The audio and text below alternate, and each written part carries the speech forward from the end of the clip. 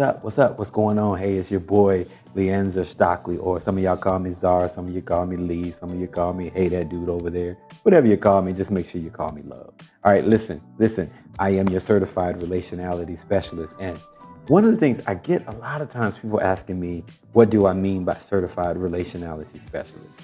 In simple terms, I usually just tell people it's a relationship specialist or a relationship coach or a relationship counselor or whatever. But the depths of that is because people get lost in the word relationship and they think we're just talking about a significant other or a boo thing or, something along those lines. But it's not just that. Listen, our relationships and being about relationality in and of itself is how you show up in the world as you relating to all of society.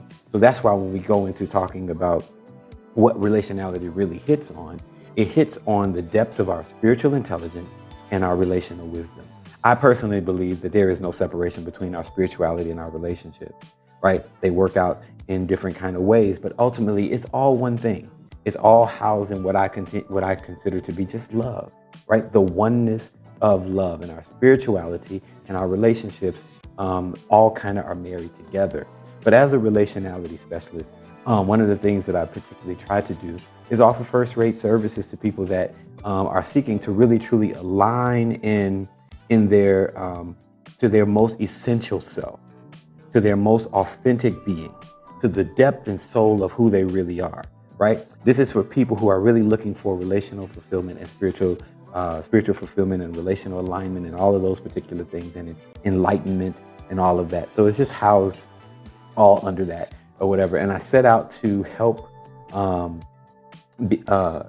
you to really formulate and form to the fullest, or bring out, I should more so let arise the truth of your essential self, that part of you that is most like God. When we speak about spiritual intelligence, all we're really talking about is the image of God bearing deep down on the inside of you. And when I say God, I'm talking about Source, Father, Abba, Source, that created us all, the supreme being that has created all of us, right? And listen, from the time you are born with a spiritual intelligence. You are born with relational wisdom. But some kind of way throughout life and the moment we come out, we're being trained away from that spirituality instead of into the depth and reality of that spirituality.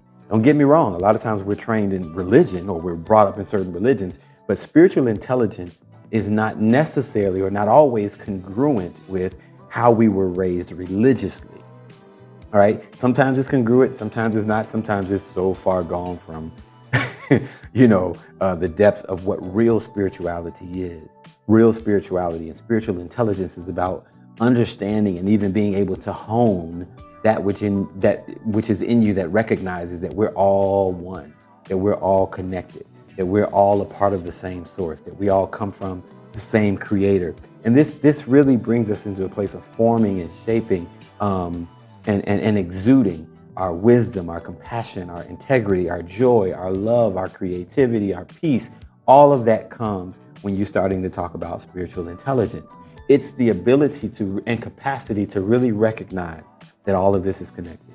It's the ability and capacity to recognize and honor and even live in a way congruent with the fact that we all are one. So how we love, all of that is a part of your spiritual intelligence. And that's what we do, or that's what I do as a certified relationality specialist. Yes, it works its way more so, and I deal more so with people regarding their relationships, but it's not just their relationship, again, with a significant other, but it's ultimately their relationship with God, with the Creator. It's their relationship with their self, and then it's our relationships with everybody else that we come in contact with, whether they are the closest friend or the stranger in the grocery store. How you show up on this planet matters. And all of that is a reflection of the spiritual intelligence that you hold and that you have. And I simply call that spiritual intelligence and that relational wisdom, I call that relationality, right? So it's the quality and state of you being relational at the very core of your being and at the very core of your essence. So with that being said, that's just a little excerpt about what real spiritual intelligence is, what relational wisdom is about, and what relationality is all about. And I really hope that we can get on board with this and begin to move in directions that bring us to this space of love. I said to somebody, people ask me oftentimes, what is it that you need? if I express that I'm sad, or if I express that something's going on, or if I express that I'm feeling heavy, or I have some empathic senses going on right now, they say, what is it that you need? And honestly, a lot of times, and it may sound very vague, but what I need is for us to recognize that we are spiritually intelligent beings and that we are relationally wise beings at our core. Just a lot of times it's covered up. So what I need, and the best way for us to be able to move forward in life, is for us all, including myself, to recognize that and then to begin to live our lives from the place of that spirit, to walk according to the spirit, right? To walk according to the spirit of our being, not just the spirit of the age, because a lot of times we just conform to the culture and everything that's going on around us, but to really truly walk according to the depths of the spirit within us, and to take all of that faith. Again, I'm not necessarily speaking about religion, and this is not a shot against religion at all, but it's also not a badge of honor for people who have totally disregarded religion. I'm simply speaking about something totally different than both of those, or totally, I don't want to say totally different, but totally more in depth than even both of those. And I'm speaking about the spirit of our being. And what I need, I know what I need, and I know you need it too. We just don't use it, we don't say it in these terminologies. It's for the people that we are connected to, for all of our brothers and sisters in humanity. It's to walk according to the spirit, right? To the spirit of our being, not just the spirit of the age. And when that happens, we're able to find ourselves in pure wisdom and pure compassion, integrity, joy, love, peace, patience, long suffering with each other, and all of those things, being able to transmute energy instead of just spending our whole life trying to protect ourselves from, right? We become the very thing that we need to thrive together. None of this is ever truly and fully done alone. And I know we live in an age where everyone's talking about self this, self that, self whatever. But the truth is of ourself is that our essential self is a relational being.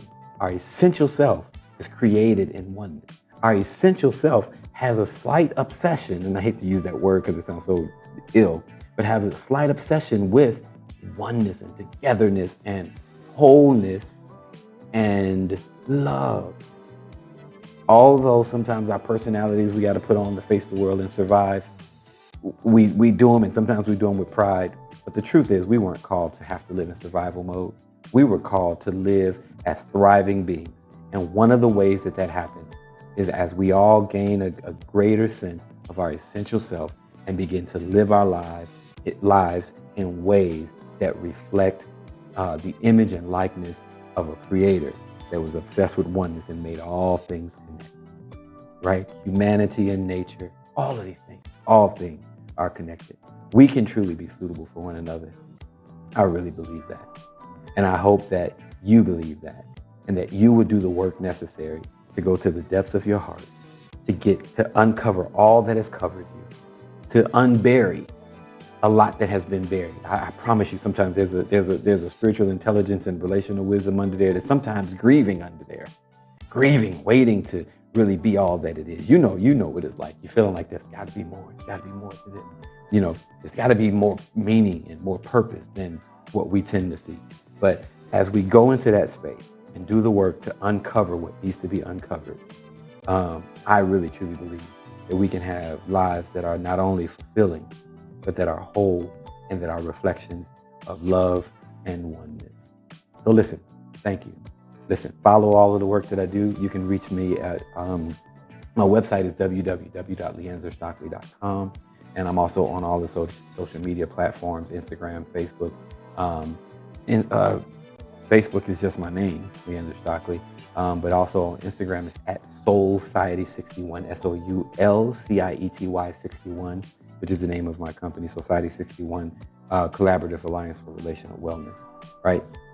So folks, listen, let's do this. Let's get what we need to get. Let's do what we need to do. Let's love one another as if our life depended on it, because guess what?